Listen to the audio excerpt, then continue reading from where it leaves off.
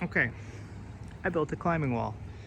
It's 8 feet wide by 12 feet tall, so you can see 1, 2, 3 plywood panels. Those are 4 by 8. They're 3/4 inch plywood. And then you can see 1, 2, 3, 4 supports coming down from the plywood.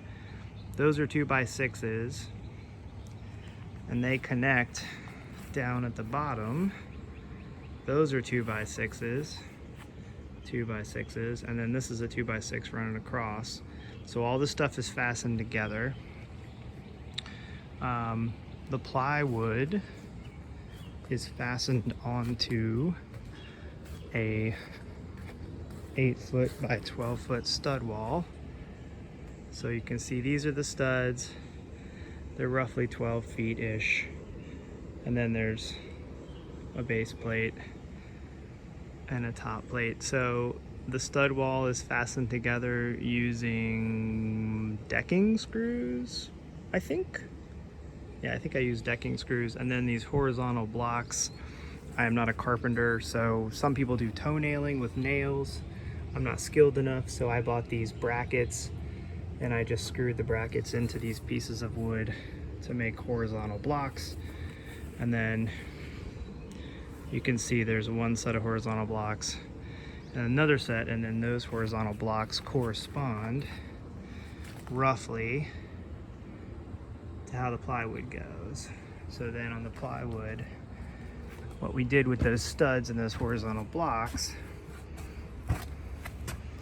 is I ran these screws into the horizontal blocks, and then you can see following the stud line lines of screws that go up. So you can see those are going up like that, and that's how the plywood is attached to the stud wall.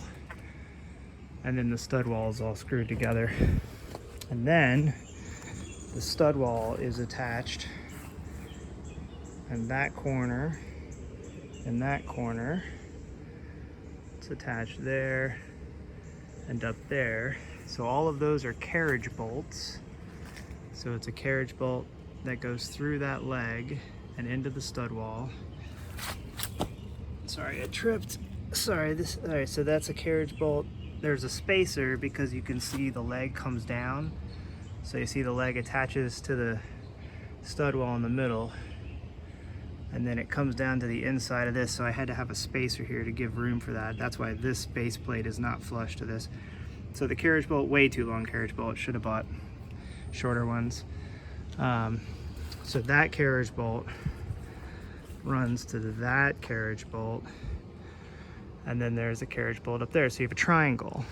So then I added this secondary leg, carriage bolt all the way down, carriage bolt. So that's your second triangle.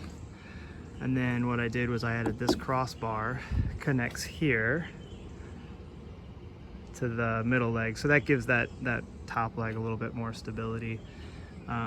This carriage bolt, because it has to go through 1, 2, 3 pieces of wood, is a little bit longer than the carriage bolts that I use for those connections. All of them are way too long.